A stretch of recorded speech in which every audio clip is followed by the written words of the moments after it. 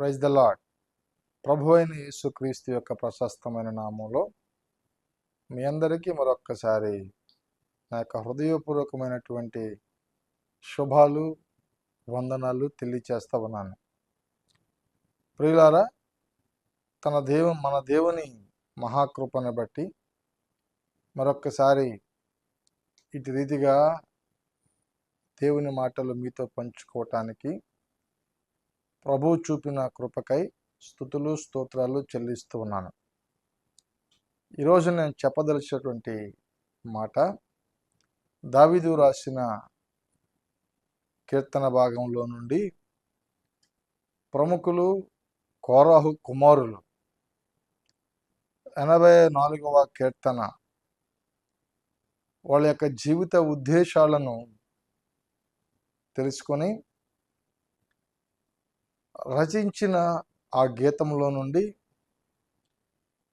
11వ చరణంలో ఒక మాటను మీకు వివరించాలని ఆశపడుతున్నాను. ఎందుకో తెలుసా, ఈరోజు ప్రత్యేకమైనటువంటి ఉదయముగా దేవుడు మిమ్మల్ని దర్శించాలని ఆశపడుతున్నాడు. చదువుతున్నాను దేవుని మాటను, జాగ్రత్తగా వినండి, వీలున్నవారు చూడండి. దేవుడైన యెహోవా సూర్యుడును కేడెమునై ఉన్నాడు.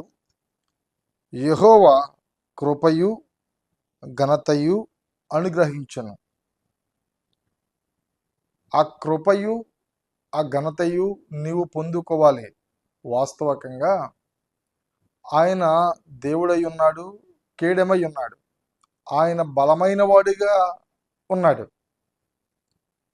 అంతేకాదు, ఆయన కృపను చూపి ఆ కృపకు పాత్రులైన వారందరినీ గనులుగా చేయడానికి ఆయన ఇష్టపడుతున్నాడు. నీవు గనుడవు కావాలంటే నీకు ధనముంటే ఘనత రాదు,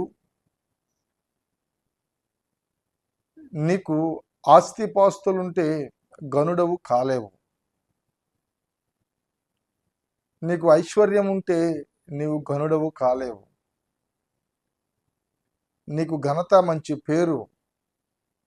సొలొమోను మహాభక్తుడు ఒక మాట అంటాడండి బైబిల్లో, ధనము సంపాదించుట కంటే, ఆస్తులను సంపాదించుట కంటే, పొలాలను సమకూర్చుకొనుట కంటే మంచి పేరును సంపాదించుట చాలా మేలని సొలొమోను మహాభక్తుడు తన గ్రంథంలో తేటతెల్లగా చెబుతున్నాడు.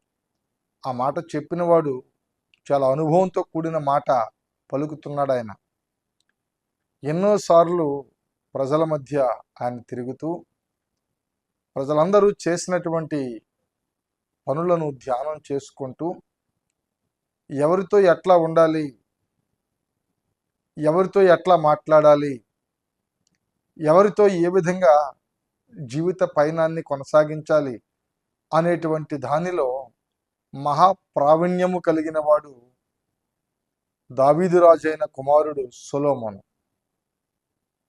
అటువంటి మహాజ్ఞాని మాట్లాడుతూ దావీదును కూడా సొలొమోను మించి జ్ఞానవంతుడయ్యాడు. ఎందుకనంటే దేవుడి యందు భయభక్తి కలిగి, ఆయన యందు నమ్మిక కలిగి, ప్రతి దానిలో కూడా ఇంకొక మాట చాలా విచిత్రంగా మాట్లాడతాడు. ఆకాశము కింద ఉన్న ప్రతిదీ వ్యర్థమే అని అంటాడు. ఎందుకు వ్యర్థమని అన్నాడంటే, ఇవన్నీ దేవుని దృష్టిలో క్షణికమైనవి, దేవుని దృష్టిలో అవి అశాశ్వతమైనవి. ఎందుకంటే మనకు తెలిసిన పరిణామాలు ప్రపంచంలో ఎన్నో జరుగుతూ ఉన్నాయి. ఘనమైన రాజ్యాలు ఒక రాత్రికి రాత్రి కూలిపోతూ ఉన్నాయి. గనులు అని పిలువబడిన వారు ఒక రాత్రికి రాత్రి ఘనహీనులుగా మారిపోతున్నారు. వాళ్ళ ఆలోచనలు ఏవైనప్పటికీ వాళ్ళ హృదయ ఆలోచనలు ఎటువంటివైనప్పటికీ దేవుని సంకల్పము లేకుండా, దేవుని చిత్తము లేకుండా వారి జీవిత ఆశయాలు నెరవేర్చుకోవడం అసాధ్యము అని తెలుసుకున్నారు కోరాహు కుమారులు. తెలుసుకున్నారు కనుకనే వాళ్ళు ఎక్కడెక్కడో తిరిగితే ఘనత రాదు, ఎవరెవరి దగ్గరికో వెళితే పేరు ప్రఖ్యాతలు రావు, ఎవరెవరినో నమ్మితే మంచి పేరులు రావు అని సత్యాన్ని తెలుసుకున్నారు. వాళ్ళు సత్యాన్ని తెలుసుకున్నారు కనుకనే ప్రత్యేకించి దావీదు రాజు ఆయన కూడా చెప్పలేదు ఈ మాటను. కోరాహు కుమారులు మహా అనుభవంతో కూడిన మాటలు చెబుతున్నారు. ఆ మాట, ఆయన దేవుడై ఉన్నాడు, సూర్యుడై ఉన్నాడు, ఆయన కృపయు ఘనతయు అనుగ్రహిస్తాడు. ఎప్పుడు కృప పొందుకుంటాం మనం, ఎప్పుడు ఆ ఘనత మనకు వస్తుంది అని అంటే, ఆ పైన వ్రాయబడిన మాటల్లో, ఆ పైన వ్రాయబడ్డాయి 84వ కీర్తనలో 11వ చరణము పైన వ్రాయబడ్డాయి. నేను చదువుతున్నాను, జాగ్రత్తగా వినండి. 9వ వాక్యములో, దేవా మా కేడెము దృష్టించుము, నీవు అభిషేకించిన వాని ముఖమును లక్షింపుము. నీ ఆవరణములో ఒక దినము గడుపుట 1000 దినముల కంటే శ్రేష్టము. భక్తిహీనుల గుడారములో నివసించుట కంటే నా దేవుని ద్వారమునొద్ద నుండుట నాకిష్టము. ఆయన అంటున్న మాట, కోరాహు కుమారులు అంటున్న మాట, ఎక్కడెక్కడో తిరుగుట కంటే, ఏవేవో మనకు పేరులు సంపాదించుకోవాలని చేస్తున్న ప్రయత్నము కంటే, దేవా నీవే మా దేవుడవు, మేము నీ శరణుజొచ్చి ఉన్నాము, నీయందు నిలవబడి ఉన్నాము. అందుకనే సొలొమోను అంటాడు, దుర్జనుల సహవాసము విడనాడుము అని అంటాడు. నీకున్న సహవాసము ఏదైనప్పటికీ, నీకున్న ఐశ్వర్యము ఎంతటిదైనప్పటికీ, నీవు గనుడవు కావాలి, నీవు గొప్పవాడివి కావాలి, ఆరోగ్యము చేత నింపబడాలి, నీవు అనుకున్న లక్ష్యాలు నీవు సాధించుకోవాలి, నీవు చేరాల్సిన గమ్యము నీవు చేర్చాలి అని అంటే, తప్పకుండా కోరాహు కుమారులు తెలుసుకున్న సత్యం ఏంటంటే, ఎక్కడెక్కడో నివసించితే మాకు ఘనత రాదయ్యా, ఎక్కడెక్కడికో వెళితే మేము తృప్తి చెందలేమయ్యా, కేవలము నీ మందిరంలో నివసిస్తే చాలు, ఒక క్షణము నీ మందిరంలో నివసిస్తే చాలు. 1000 దినాల ఆయుష్, 1000 దినాల ఆరోగ్యము, 1000 దినాల సంతోషము మాకు కలుగుతుంది ఒక్క క్షణము గడిపితే. ఎక్కడ దేవుని మందిరము, దేవుని మందిరములు ఏం దొరుకుతుంది అని అంటే, కృప దొరుకుతుంది. కృపతో పాటు ఘనత కలుగుతుంది. ఆ కృప ఎక్కడ దొరుకుతుంది అని అంటే, ఆయన సన్నిధిలో దొరుకుతుంది.